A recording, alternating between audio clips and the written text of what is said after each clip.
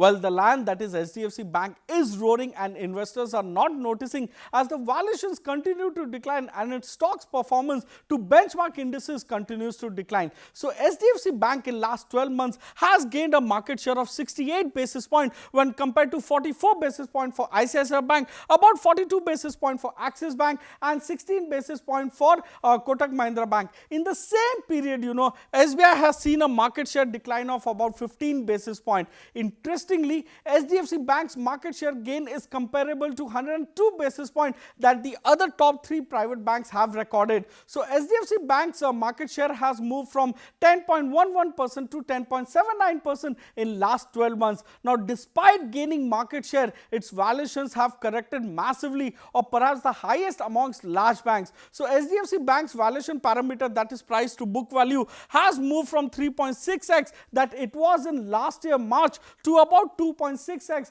that we are seeing right now. Now, this is the highest decline in valuations amongst the large banks. Asset quality has largely remained stable for HDFC Bank across cycles or across quarters despite all odds. So it has one of the lowest gross NPA ratio amongst large banks at a mere 1.26%. Now, this compares to other private banks having a gross NPA ratio from as low as 2.7% to as high as 4.5%. The control in slippages have helped HDFC Bank in terms of controlling its asset quality. The annualized slippage ratio has been one of the lowest amongst private banks across cycles. It never saw a huge spike in slippages, even when the banking sector was coming out of the moratorium in Q4 FY21. The key question is, if it is all goody-goody with HDFC Bank, what has impacted the decline in its valuations? Well, despite the robust loan growth that they have had and superior asset quality, the bank has not been able to translate the same into its P&L. The net interest income growth, which is impacting the bottom line as well. So the net interest income growth has lagged the loan growth for 9 out of last 10 quarters. So this has happened in a fact, if you look at the environment, it is an interest rate favorable scenario and it has improved or largely remained stable for other large banks in terms of the net interest income growth. So this has impacted the operating profit growth as well, which has come down from the level of 20% that we saw in Q4 FY21 to right now about 10.5% growth that they saw in Q3 FY22. So it is the weakest growth rate in at least 22 quarters for the bank, or perhaps the lowest operating profit growth in a long time that HDFC Bank has seen.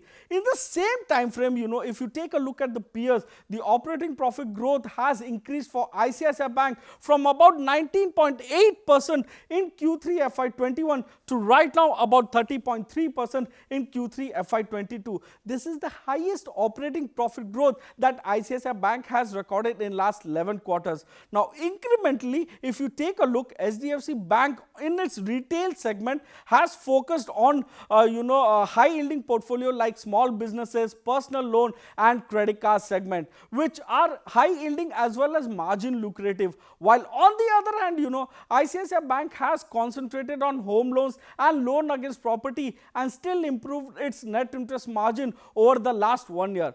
But one important point to note is that, HDFC Bank stands out in terms of being consistent in terms of delivering the industry high return on assets across quarters. Even today, take a look, HDFC Bank has an ROA or return on asset at 2.24%. This compares to about 1.9% for ICICI Bank, 1.3% for Axis Bank and about close to 2.04% for Kotak Mahindra Bank. So going ahead, capex driven loan growth in terms of the corporate portfolio is still 4 to 6 quarters away, or in other words, it's more than a year away. Hence, HDFC Bank has said that they continue or they'll intend to focus on the retail loan growth going ahead as well. Now, retail loan growth, mind you, will fetch better yields and may aid in net interest margin expansion for the bank going ahead as interest rates continue to rise in the coming quarters.